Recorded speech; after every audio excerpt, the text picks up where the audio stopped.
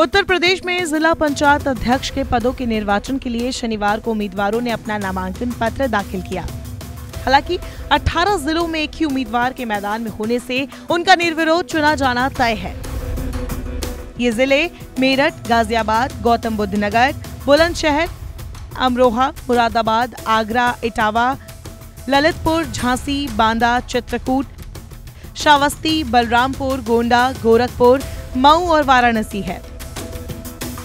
चुनाव से पहले सूबे की सत्ता का सेमीफाइनल माने जा रहे इस चुनाव में सत्तारूढ़ भारतीय जनता पार्टी ने शानदार शुरुआत की है। यूपी में 17 जिलों के पद पर बीजेपी के निर्विरोध जिला पंचायत अध्यक्ष चुने गए हैं, जबकि महज एक सीट पर समाजवादी पार्टी ने बाजी मारी है। हालांकि चुनावी घमासान अभी और बढ़ने के आसार दिख रहे हैं। वजह बचे हुए 57 जिलों में 41 जिले ऐसे हैं जहां केवल 2 ही उम्मीदवार हैं, यानी आज सीधी टक्कर होगी।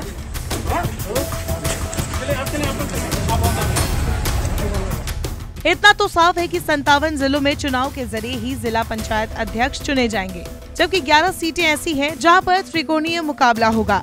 भदोही में सबसे ज्यादा 5 उम्मीदवार अपनी किस्मत आजमा रहे हैं, तो 4 सीटों में 4-4 प्रत्याशी चुनाव मैदान में है। त्रिस्तरीय पंचायत चुनाव में सपा कई जगह बीजेपी के पाले में सेंधमारी में कामयाब हुई थी। अगले साल होने वाले विधानसभा चुनाव के पहले इसे बड़ी जीत के तौर पर देखा जा रहा था। वहीं बीजेपी ने चुनाव नतीजों के बाद अपना सारा फोकस जिला पंचायत अध्यक्षों और ब्लॉक प्रमुख की सीटों पर लगा दिया। जिलों में विधायकों और सांसदों तक को सीधे निगरानी पर लगाया गया। शनिवार को हुए नामांकन के बाद बीजेपी की चुनावी रणनीति कामयाब होती दिख रही है। हालांकि विपक्ष चुनाव में सत्ता के दुरुपयोग का भी आरोप लगा रहा है। कई जिलों में खबर है कि सपा और दूसरे दलों का संगठन ही बीजेपी के हक में आ गया है। फिर बसपा ने सहारनपुर से अपने घोषित उम्मीदवार को पार्टी विरोधी गतिविधियों में शामिल होने की वजह से निकाल दिया। नामांकन में विपक्ष ने कई जिलों में आरोप लगाया कि उसके उम्मीदवारों को पर्चा ही नहीं दाखिल करने दिया गया। वाराणसी में आरोप लगाया गया कि वहां गैर बीजेपी समर्थित उम्मीदवार का पर्चा इसलिए खारिज कर दिया गया क्योंकि नोटरी लाइसेंस रिन्यू नहीं था।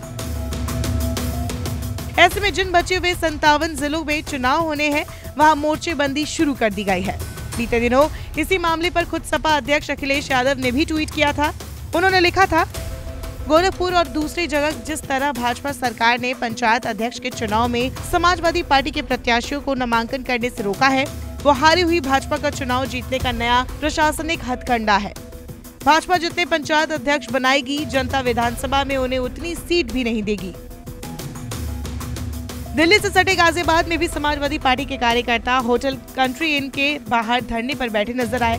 धरना प्रदर्शन कर रहे सपा कार्यकर्ताओं ने आरोप लगाया कि जिला प्रशासन की शह पर बीजेपी के नेताओं ने उनकी पार्टी के जिला पंचायत सदस्यों को होटल के कमरों में कैद कर रखा है, ताकि वे प्रस्तावक के तौर पर जिला पंचायत अध्यक्ष के लिए होने वाले नामांकन में शामिल न हो पाए।